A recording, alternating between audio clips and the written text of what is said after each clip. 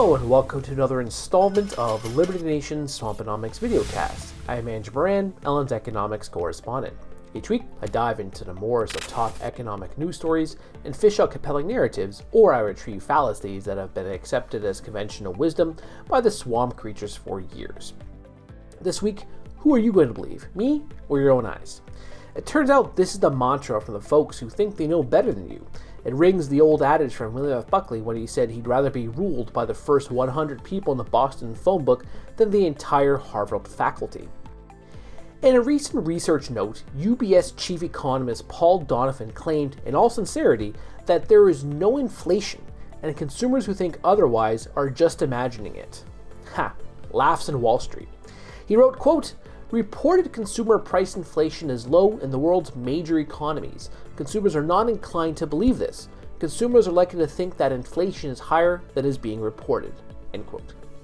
He later added that investors and policymakers, the ones that really matter in this world, are concerned inflation is too low. It is, he asserts, the consumers who believe their living standards are being eroded by the inflation rate.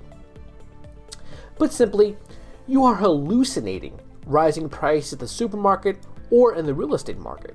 It's all in your head.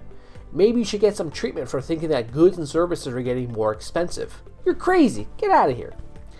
But he's not the only one to make this case. A barrage of experts have claimed that inflation is non-existent, and that if you believe the opposite, then you have no idea what you're talking about, even though you participate in life every single day. But here's a question. Are they right? Since the beginning of the coronavirus pandemic, Liberty Nation has regularly reported on the COVID-19 inflation bomb or tsunami. In the United States, you have the trillions in fiscal stimulus and trillions more in monetary stimulus and relief. Across the pond, the United Kingdom and the European Union are employing hundreds of billions of dollars in fiscal and monetary stimulus and relief. Asia has launched an incredible spending package to cushion the economic blows from the coronavirus public health crisis and the economic fallout. It's hard to envision the economy not being impacted by all this new money being created out of thin air. The money creation has already triggered bouts of higher than average inflation. Perhaps Donovan and his colleagues are being earnest. Perhaps they are focusing too much on the Consumer Price Index, or the CPI, to present their opinions.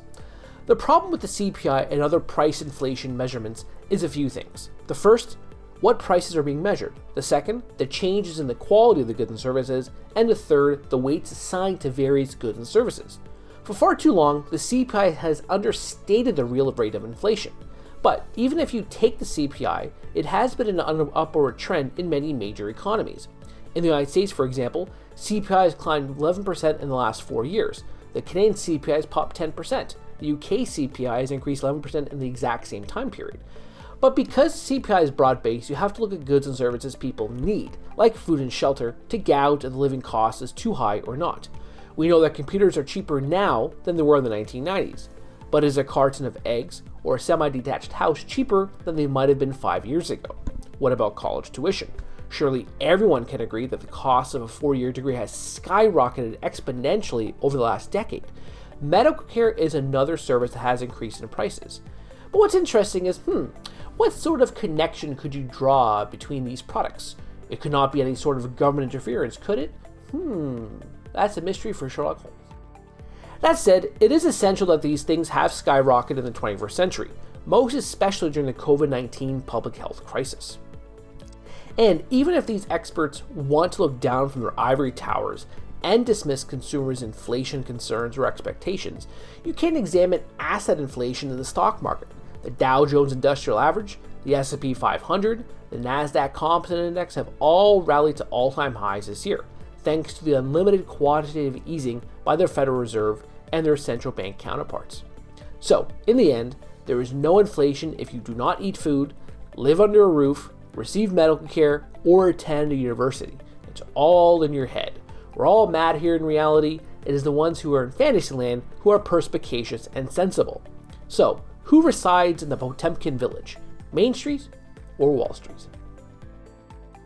That's it for me this week. Please read my full Swamponomics column where I discuss the US dollar collapse in 2021, Robinhood's illegal troubles, and the Treasury Department labeling Switzerland and Vietnam as currency manipulators. Thank you. go deeper on the topic discussed in this video, head on over to one of these links here or go to our Liberty Nation Roku channel. Thanks so much for watching, and don't forget to subscribe and hit the notification bell for Liberty.